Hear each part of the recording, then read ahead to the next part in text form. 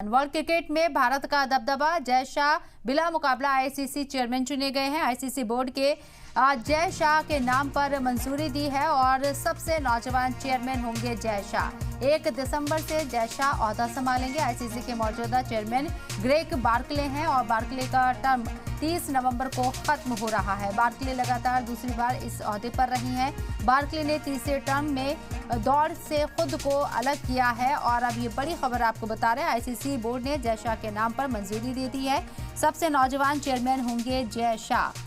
जय शाह बिला मुकाबला ICC chairman चुने गए हैं। 1 दिसंबर से जय शाह अपना ओहदा संभालते हुए नजर आएंगे, क्योंकि यहाँ आईसीसी के मौजूदा चेयरमैन ग्रेग बार्कले हैं और उनका टर्म 30 नवंबर को खत्म हो रहा है। बार्कले लगातार दूसरी बार इस ओहदे पर बने हुए थे और बार्कले ने यहाँ तीसरे टर्म की दौड़ से खुद को अलग कर लिया गया। जय शाह के नाम पर मंजूरी मिल चुकी है।